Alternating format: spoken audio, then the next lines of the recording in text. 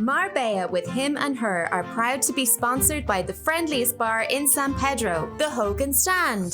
The place for amazing food, live music and sport, karaoke, quizzes, and a welcoming smile. Why would you want to go anywhere else? Check out their Instagram page at the Holden Stand and at the Holden Hackers for their golf society.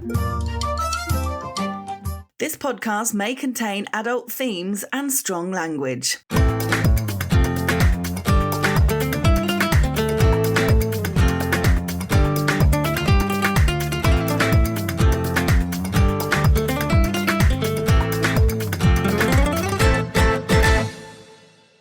Hello and welcome to episode 93 of Marbella with Him and Her, brought to you by the Holden Stand. He is PJ Lopez and she is Hannah Murray. It's Christmas! It really nearly is. I know, this is our last one before Christmas. The next one we record, we will have had Christmas. Wow. So it's going to come and pass us by in a matter of moments. Yeah, it's less than a week away. It's crazy, isn't it? A big build-up to Christmas. The build-up's almost more exciting than the actual day, in a way. It starts, well, for you, it starts like about 3 months ago. And then we get through to now, and then we have our Christmas dinner, and then we look back, and then it's a new year, and then off we go, normality again. I know. It's nice. I mean, I love all this time in one way. In another way, it's ridiculously busy. Like this weekend, I'm non-stop. It's crazy with choir performances, social events, charity work. It's all happening this weekend. It is, and I'm just going to watch the football.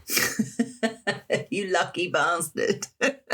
Oh, I'm looking forward to actually the one after Christmas because we can look back over our year. And we've had quite a year, actually. Who said we're going to look back? Sounds like a massive amount of work. No, we can just remember things that we've done. I mean, the podcast has been big for us. Yeah, okay. You've had a trip to India. And, yeah, you're right, there's a lot that's happened. Okay, let's do that next week. Okay. Last Sunday, we recorded the podcast in the morning because I went to my friend Audrey's house for a little girly soiree, which was really nice. Everybody brought food. You made some flapjacks for me to take, which was nice. Good. I like to help out when I can. Yes, went down very well. And Audrey got us all playing silly games, which was really funny. I mean, it's mostly women in their 50s, I suppose. You don't need much encouragement, do you, to play silly games? No, it was fun. She got us all standing in a line and passing fruit like over our heads, then between our legs and all silly things like that. It was really funny. That's a standard day in the office for us. It was like being at a child's birthday party, but it was a Christmas soiree for middle-aged women. Well done. It was brilliant. This week, I did my last bit of real exercise for a week, which is slightly worrying when you get into a real routine. There's a part of you that's like, I can have a break. And there's another part of you that's like, am I going to be okay? Not doing I Pilates can see that and body you haven't had combat. exercise for a few days. Don't say that. Because you're not as radiant as you normally are. Not helping. Okay, move on. Well, next week's just kind of all over the place, isn't it? So, yes, not going to be able to happen and loads of people are off and blah, blah, blah. I wanted to mention a few interviews from this week. I interviewed a woman called Steph Douglas, who is the CEO and founder of a company called Don't Buy Her Flowers. Is she a florist? No. So it's not don't buy her flowers. No. Don't buy her. Yeah. Flowers. Okay. It comes from the fact that when she had her first baby, loads of people sent her bunches of flowers, which was really nice, really beautiful bunches of flowers. But she said it was really overwhelming. As a first-time mum, all you're kind of thinking about is, I now have this human that I need to look after. And there was the extra kind of hassle and stress of having loads of flowers to look after. Can I say first world problems? Yeah, you can. And she thought all she really wanted was like a cup of tea, a face mask, a bar of chocolate, that kind of thing. So she started this company, which is now turning over millions, like it's hugely successful, where people can go online and put together a personalised gift box to send. And they package it up really beautifully. They have loads of categories on the website, so you can pick from food and drink, whether it's boxes of tea or a nice bottle of wine, biscuits, all kind of things to eat. Then there's like face masks or like eye patches and all kinds of different like beauty products. And they've started selling books as well, which they change the titles all the time depending on what's on the bestseller charts. It's a fabulous idea. You can spend £40 upwards. They do corporate gift boxes as well. I just think it's a really lovely idea. It's a birthday birthing hamper. It doesn't have to be for birthing. You can do it for birthdays, for Christmas, for any occasion. Somebody who's grieving, just a they're care packages. That's what they're called. Packages. Yeah. Really nice. Name, and they do so well. And they did particularly well during the pandemic. That was a big boom for them because people couldn't see their loved ones on like Mother's Day or birthdays and things like that. And this was a really lovely way of showing people that they cared. So they're doing really well. It's a shame you didn't do that interview sooner. I could have got you something for Christmas. And there's always next year. This time next year, Rodney. I also chatted to a couple of people who I've spoken to many times before. Ian Rutter, who's lovely. He used to have a show on Talk Radio Europe himself. And he and his husband Andrew live in a village called Moclin, which is in Granada. And I've spoken about him before because I interviewed him in the summer. He was very heavily involved in Amanda and Alan's Spanish job, which was when Amanda Holden and Alan Carr came over to Ian's village. And they bought a house and they renovated it in order for people to rent it out and things like that. And they'd done a Spanish show which goes out on television on Monday, I think Monday the 22nd, called Amanda and Alan's Spanish Christmas, where they came over to Moclin into the house and learnt about Spanish Christmas traditions and cooked a traditional Spanish meal for Christmas and things like that. So I had Ian on again to talk about it, and it was really funny. Yes, I did see a clip of it, and there's some strange hand movements going on. Yes. That's all I can say. There were a few innuendos, which is obviously Alan Carr's forte, but there were a few things one of the famous things that Spanish I think she's people... worse. Yes, probably. One of the famous things in Spain is something called a Belén. Belén. Yes, exactly. Belen, which is basically a nativity scene. And people have them in their homes. They certainly have them in churches and things like that. But also villages will create their own Belén. And they're really fantastic. Some of them are like interactive. Some of them move. You see people like moving and pouring a glass of wine, or like really, really clever. It's a big thing here. Can't but obviously be an interactive bell end. No, don't put the D on the end. This is the point. So anyway, that was one of the things that came up in the interview, and Amanda and Alan decided to just call it a nativity because they kept giggling. When we do get round to videoing our podcast, it will be very interesting because your hand movements and what you were doing then was quite interesting. Okay. Yeah, I do move my hands a lot when I talk. Yes. Maybe I'll have to calm that down. Yes. Okay. Might get taken off air for what you were just doing. Wasn't, you lie. I also interviewed James Reed, who is the CEO of Reed Recruitment, massive company in the UK. And I've interviewed him a few times over the years, a lot to do with interviews and how to conduct yourself in an interview and things like that. He's really good. And his new book is called Karma Capitalism, which is all to do with being a Philco. I hadn't heard of Philco before, have you?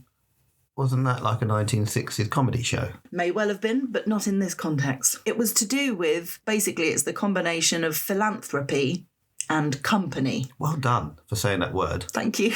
I wasn't sure whether I would or not. And he was encouraging companies to give some of their shares back to a charity, so have it all set up. So however much money the company is making, a certain percentage every year will go to 1, 2, 3 charities, whatever you want to do. And he said it's something that Reed has done for many, many years, since the 80s, I think. And he said it's really, really good. It's great for business. It's great for clients because they can see that you're giving back, so they feel like they're giving back. It's also great for the staff because they feel like they're, doing a bit of charity work as well. And yeah, it was a really nice concept. I mean, obviously the company needs to be of a, certain size. It's a corporate thing. Yeah, absolutely. But it's a good idea. If it's set up automatically, then you know that charities are going to benefit every year. Yes, I like that idea. Yeah, really nice. Karma Capitalism, that's the name of his book. Not Karma Chameleon. No, I was going to play it and I was like, no, don't, Hannah. That's really, really crappy link. Yes, exactly.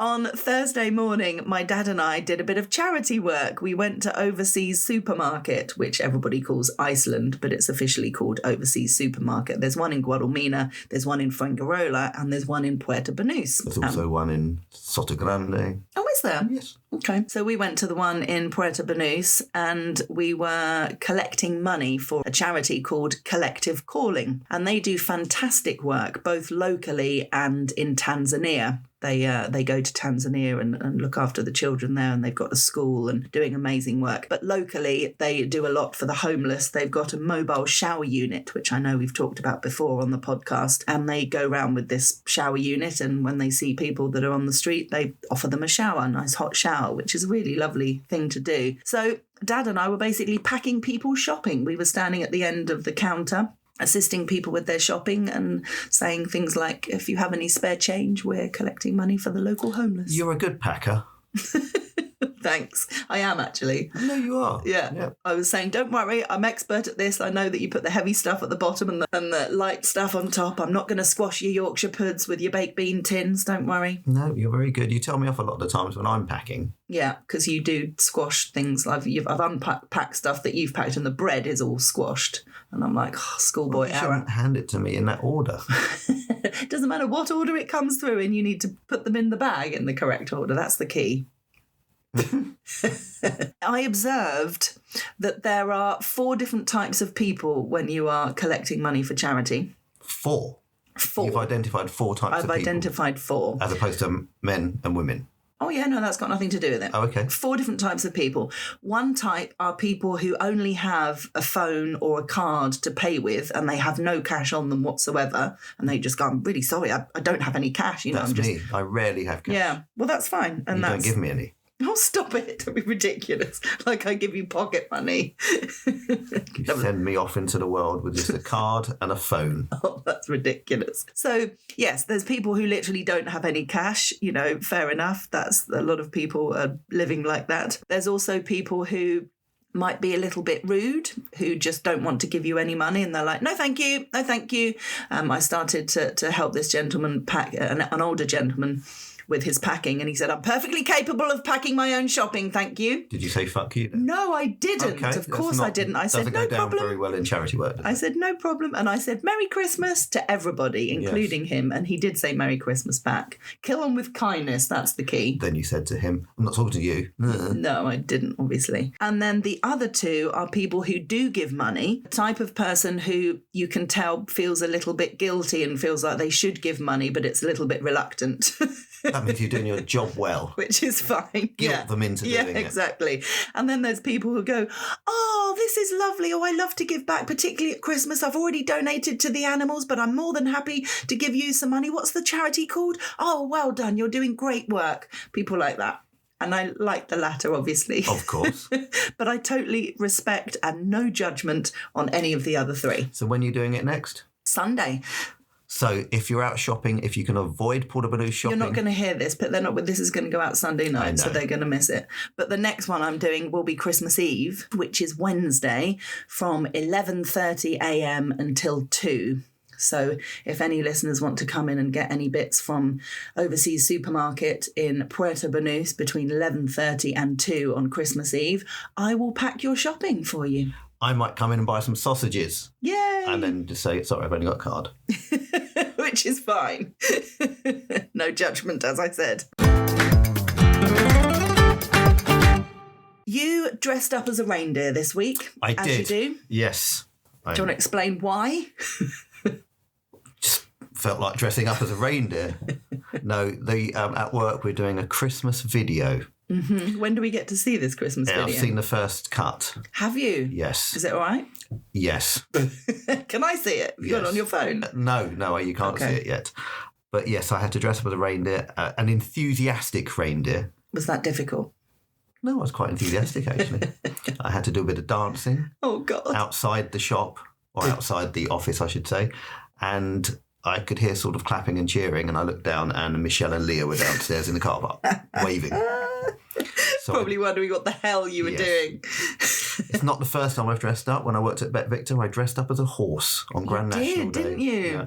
Do people just assume and think that you'll be the ideal person to dress up? I think I'm the only mug that will do it. I love that about you, though. But I enjoy it. Yeah. Well, you made a great reindeer. Although the photo you sent me, you did look a bit grumpy. Yeah, well, I just put the outfit on then. And I was trying to get used to the fact that I was in a reindeer outfit. I mean, full-on reindeer outfit, hat, horns, everything. Yeah, and the body, it wasn't just on your head. Yes, it was an open back, though, so I had to keep my back away. But from what? The camera. Oh, okay. I thought you meant from a certain person. Otherwise they'd get in your hole. And considering that I was quite bruised and battered, that was quite good. Yes, you're still recovering from having fallen off a table. Yes. You've got a big bruise on your side. And a lump there as well. God. Yes. So just a word of warning, if you do go to places like Mosh Fun Kitchen, which is fun, and you dance on tables, make sure you dance on a table that's meant for dancing and don't try and get on the other table that's not made for dancing and collapses underneath you. Yeah. That's all I'm going to say. This is good general advice for life, really, isn't it? Yes. That's something you maybe should have known 20 years ago. Mm-hmm. Okay. It was the Christmas quiz this week. And before I talk about the quiz, I have to mention the fish pie that they do in Hogan Stand. It is epic. They make it so you can put all kinds of things in a fish pie that are fish related.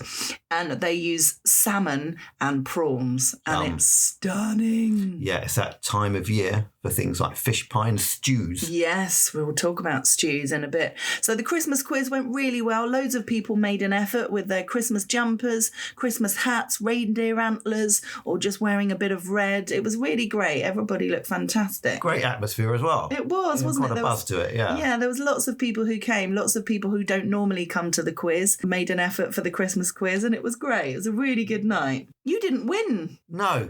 You normally do, don't you? Yeah, I'm disappointed in Debbie. We normally she rely normally on Debbie. carries you on the Christmas quiz. But no, it was good fun. Good. On Friday, I went to the Birdie Wine Shop. We were given a voucher by Paul and Ursula, some lovely friends, in the summer, and I keep meaning to use it and then keep forgetting. So I was like, right, we need to definitely get this some lovely wine in before Christmas. It's opposite Central Plaza in Nueva Andalucia, just up from La Sala, and what a shop. So straight away, someone says, can I help you? Do you want any help? And I said, no, not at the moment, thank you. I'm just having a look. And I was having a look through all the accessories, not just wine accessories, but they've got a massive collection of napkins and... Well, did they have wine glasses? They did, but they're quite pricey. Okay. So, yeah, I did have a look. They were like $14.50 each. That's all right. Price. Oh, is it? Yes. Oh, okay. Blimey. Did you win the lottery? The ones I was looking at in El Corte Inglés were 120 each. Each? Oh, that's just silly. Yes, that is silly. That's just silly. You could be washing it, knock it against a tap and oh my God. It would be quite upsetting. Oh, I couldn't cope with that. And we have been known to knock them against taps. Absolutely. I mean, we're human. It's possible. Yes. Well, we're only down to 3 wine glasses. 3 red wine glasses. Yeah. And that's because you keep breaking them. I don't keep breaking them. If I do, it's because I'm the one who washes them. You're the one that drinks them. Oh, stop it. Anyway, in Birdies, they've got loads. Birdie? Why is it called Birdies? I don't know. It's spelled Birdies as... No, birdie as in golf is a birdie, the way they spell it, I think. Yeah. I don't know. I actually don't know. Is it all wine? Oh, my God. What? Is it all wine? Like, is it a proper wine shop? Is that what it is? Yes. Wow, I don't... How have I not been there? I don't know. It was the first time I went there. I've been to the one in Fengarola many years ago. Oh, they have another one? Yeah. Oh. Or maybe that one's closed. I don't know. Anyway, incredible shop full of wonderful accessories and loads of just cool stuff for the kitchen and serving and things like that. Loads of cheese boards and all the different cheese knives and really, really cool stuff. And obviously an amazing wine selection. So we had a €40 voucher to spend, courtesy of our friends. So we got I got a beautiful bottle of Protos Reserva. So you get nervous. I said, spend €40 on one bottle of wine, and you just went white. So, no, I can't do that. And I said, but we wouldn't do it normally. Just do it. And no, you couldn't bring yourself to do it, could you? I couldn't. What if I drop that coming out the car? Well, don't come home. Exactly. So anyway, I got a beautiful bottle of Protos Reserva, which was €27. And then I got a bottle for about 10 that was called A Cappella, which we enjoyed last night. Yeah, we opened it and it sang. Yes. All I want for Christmas. So yes. We didn't. We opened it and it went, red, red wine. Very good. That makes more sense. So thank you very much to Paul and Ursula. We're really enjoying our voucher and looking forward to having that red wine on Christmas Day, I reckon we could. Yes. Yeah, we'll save it for them. I also yesterday, bought some bows for the Christmas tree. I've never had bows on the Christmas tree before, but every single Can I photo... say, nor have I. Well, every single photo I'm seeing on social media this year, and also maybe last year, everyone has bows on the Christmas tree. So you're not influenced by what everybody else does then? I clearly am. Mm-hmm. I definitely am. I felt ours looked a bit bare. Minimalistic is the word. Yeah, bare. You know, I look at other people's photos of the Christmas tree and I go, oh, it looks lovely. Mine, I didn't even want to put up on social media because I was like, it looks a bit sad. But now there's bows on it. It looks really nice. Yay. It does make a difference. Yeah, it looks very nice. Thank you. Yeah, when I go in the morning, my face lights up when I see the bows. Good. There you go. It's a load of old shit. You lie. You came in and you were like, oh, it looks really nice. You did. So last night we had Maeve and Aoife over and their mum Adrienne for a little Christmas get-together and present exchange. We had some lovely presents, didn't we? Oh, yeah, really, really thoughtful presents. Yeah, I really like it when nice. it's done with thought. Yeah, absolutely. You've got like a really cool recipe journal. Yes, and I am going to start filling it in because I do want to write a recipe book. Yeah. I love cooking. So I'll always start with a recipe and then I'll start changing the recipe around and making it my own and adding bits and taking bits out. You don't always start with a recipe. You make a lot of stuff up. No, I do as well. Yes, Yeah. I do. You're very inventive. But last night I did something that from the book that Aoife and Maeve got me for my birthday. Yeah. And it was the Guinness cookbook. And I did the Guinness stew. Oh, it was really good. How Guinness nice was beef it? stew. Yeah. And you did it in the slow cooker, didn't you? Yes. Oh, it was really delicious. And it comes with potatoes in it, but you did some mash as well. So we had potato and potato. Well, it's for Irish people. They eat potatoes all the time. They were very happy. Yes. As were we, because we love a Well, they were potato. telling me what they do when they do it. So they cut the potato up quite small so that the second cooking of it, those potatoes get mashed up and it becomes thicker. Oh, nice. Like you would do with a soup. Yeah, almost. clever. And we decided to do a starter and you made some Bloody Mary prawns. And they were bloody good. They were really good, weren't they? So literally did make a Bloody Mary, a small version of a Bloody Mary, but, you know, Tabasco, tomato juice, all the usual And stuff. vodka. Vodka, obviously. And then basically poured that over prawns, over lettuce. Yeah. It didn't look great. I took a photo of it. But It doesn't photograph well, but it was bloody tasty. It was really tasty. And to carry on with the theme, having some form of alcohol in every course, we had espresso martini mousse. Yes, For vodka in dessert. that as well. It looked really good and tasted delicious. It looked like an espresso martini. Yeah. And we didn't have any coffee beans, so I cut little bits of chocolate up and put them on top that looked like coffee beans. So it was served in the espresso martini glass, the triangle glass, and it was great. Well done. And I have to say, this is quite possibly the first time that I did absolutely nothing to contribute to the food. Yeah, Normally thanks for that. I did offer, but you wanted to do it all by yourself. So that I could say, I did the dinner party. Yes. You ate the dinner party. I did. But I did, lay the table and get everything looking nice and put bows on the Christmas tree. You're there to entertain our guests. And I did that. You did. Yes. So we had a lovely, lovely evening. They bought me these beautiful gloves from Kilkenny. I've got some really nice Irish gloves and they're nice. sparkly with a bit of fur and they're really pretty. Really, really nice. And Adrienne brought us back a bag of homemade treats. Yes, so from is it Ireland. her I think it was her sister-in-law. Yeah, makes lots of sweet treats and she brought us back quite the selection. Yeah, so we've got some Irish cake. We've already had some of the flapjacks. Coconut flapjacks, Which they were were good. delicious. Yes. Really good. And Adrian really enjoyed your flapjacks last Yes, night. we sent her home with the Tupperware dish of all the flapjacks. Yeah, nice.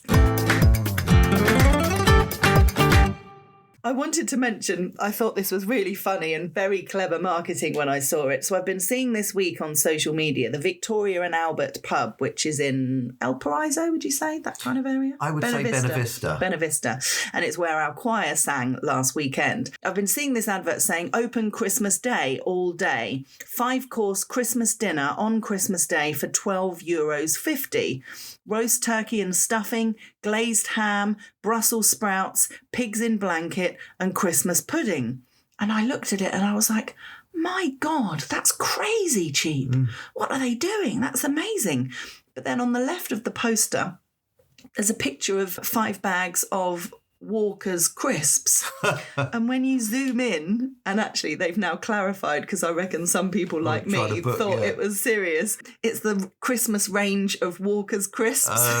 So you can buy all 5 bags for just $12.50. That's funny. That's really funny. Really good. I thought that was really good. So there you go. If you're short of what to do and what to eat and where to go on Christmas Day, if you go to the Victoria now, but you can have 5 bags of Walkers for $12.50. I got to say, where you were listening to something the other day that I found very funny was Michael McIntyre. Oh, and it was just all of the things about Christmas and what we have once every year and think we love it. And then when you look back on it, so, you know, it was just things like, bread with your dinner? No, I don't want bread with my dinner. Why don't you just liquidise it and pour it over my dinner? You know, some bread sauce, obviously. And it was just all these weird things that we have at Christmas that you would never have at any other time. Exactly. I want the driest, most tasteless meat that you can find. Turkey. Yeah, it was very funny. And really exciting. I don't know if you've seen it. Do you know who's Christmas #1 in the UK? Oh, it was out. I got to number 4, I think, or number 5. It was counting down. It was counting down live, and I lost track. Who is number 1? How and why would you do that? Lost track where? Where are you listening? It's taken a long time. Well, you couldn't because we're in Spain, so I couldn't listen live. So it was being updated on the BBC as they were announcing. And you got bored with number 5. Yeah. I think number 5. Hilarious. Either number 5 or number 6 was a Palestinian thing, I think. Oh, I haven't seen that. Yeah, and it was like a choir, like for the children and everything of Palestine. Right. I can't remember what number 5. No, number 5 was. Oh, I can't remember now. This isn't great content. What was number 1? So, for the last 2 years, Wham's Last Christmas has been number 1. Yes. And it was whether it was going to be a third year or not. It is not. Oh. It has been pipped to the post by one of our favourite artists who's never had a Christmas number 1 before. Kylie Minogue? Yes! You must have known. No, I did not know that, but you said one of our favourite artists. Yeah. And I know she had some Christmas stuff out. Yeah. So her song is called Xmas, or XMAS, and it was actually my song of the week on the radio last week. Oh, so it's a new song? Yeah, 100%. Wow. It's a new song, which is great. And it's a lovely little song. I really like it. But well, she's a lovely little lady. Yes, but I still can't get it on Spotify. I want to add it to my playlist. When I did it as the song of the week, I had to play it on YouTube each time. Why is it not on Spotify? I don't get why it's not. It's an Amazon. It's the first time an Amazon Music song that's why then. So it's not available on Spotify. So you can't get it on Spotify. How crap is that? That's shit. It is really shit. So yeah, that's slightly annoying. We are recording this on Saturday morning because my choir, the Del Sol Singers, are singing at La Sala on Saturday afternoon and Sunday afternoon. And Christmas Eve. Yeah, and Christmas Eve. We'll be singing there from 3 o'clock, I think, Christmas Eve. So if you want to come to La Sala after you've come and bought something from me in Iceland, you can then come to La Sala and see the Del Sol Singers sing. Yeah, probably, as will you, no doubt. Yes, well, I can mingle at La Sala. Yes, that's true. Mingle bells.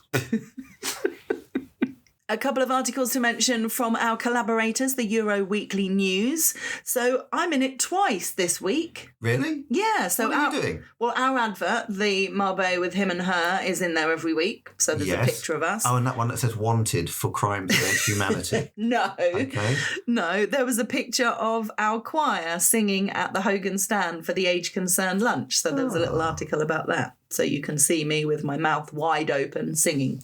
It's always open, your mouth. Yeah, I suppose. There was also an article talking about the El Gordo lottery. Never done it. Have you not? No. No, I don't think I have. So El Gordo means the fat one, doesn't it? Yes. Yeah. It's basically the Spanish Christmas lottery. And interestingly, it is the world's biggest lottery by total number of prizes. It's quite unique and special how they do it. The draw is coming up on Monday the 22nd. So I think you still have the opportunity to buy a ticket. A full ticket is €200, but most people buy 1/10 of a ticket, which is €20. So it's still pricey. So €20 for a ticket or 1/10 of a ticket. And yeah, there's so many prizes that go out. It's kind of crazy, but it's really clever how they do it. And the draw, there's lots of like children's. So if you watch Spanish television, numbers, they sing the numbers. It's quite a spectacle. It starts off okay, but by the time you got like an hour into it, it's like, oh, shut up. Yes, a little bit. There are big changes ahead for electric scooters in Spain. Are they banning them? Well, sadly not. But they are now going to be entered into Spain's National Vehicle Register. So the same way whether you have a car or a moped or a motorbike, it all needs to be registered properly. Each scooter will therefore be linked to an owner. So it's not just a case of buying a scooter in a shop and just driving it around. To a 12-year-old child. Yeah, exactly. So only DGT, which is the traffic authority in Spain, only DGT certified scooters will be allowed on Spanish roads. Does that mean that the other ones will go on the pavements, or does it mean that they will not be able to be ridden? I'm not exactly sure. Maybe the pavements. I don't know. Will this make it even more dangerous because they'll all be on the pavement rather than the road? Exactly. I mean, there isn't the right...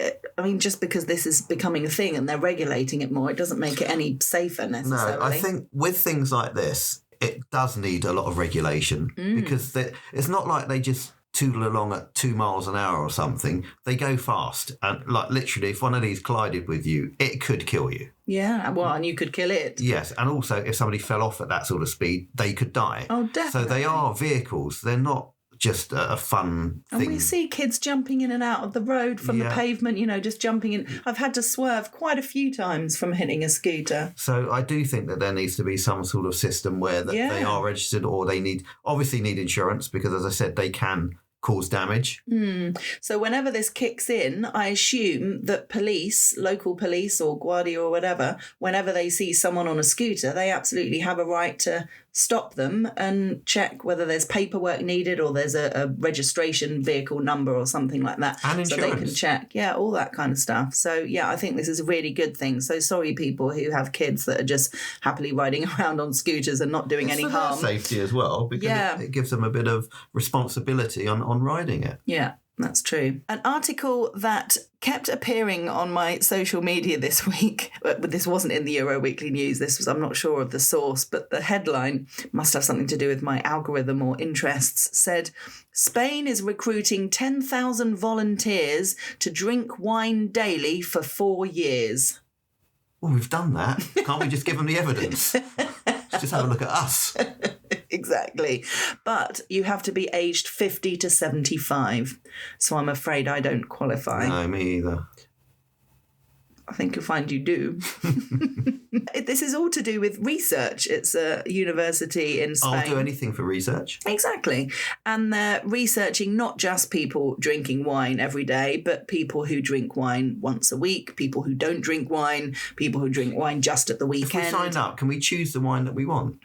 I'm not really sure. Do they pay for it? I really doubt it. I don't know. I'm probably not. That would be a bit too good to be true. No, exactly. But they're basically wanting to do a long-term study to have a look at the health outcomes and the effects of the difference between someone who doesn't drink wine, someone who drinks it once a week, and someone who drinks it daily. So, yeah, it should be really fascinating. Hopefully we'll still be alive when the results come through. Possibly not if we drink red wine every day.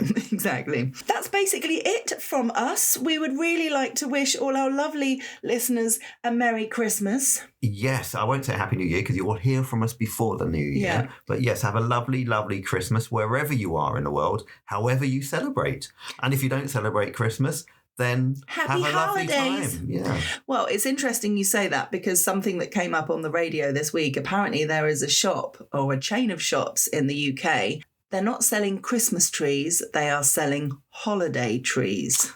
Wow. Okay. Do you not think that's totally, utterly stupid and ridiculous? No. But they're Christmas trees. Yes. So why call them holiday trees so as not to offend certain people? It's an inclusive tree. So you're not stereotyping a tree. But people buy them for Christmas. Yes. So why do you need to call it anything other than a Christmas tree? No, well, they've probably got someone dressed up in red and call him Claus. You're missing the point. I'm not missing the point. It is a silly thing. I mean, look, some traditions are tradition.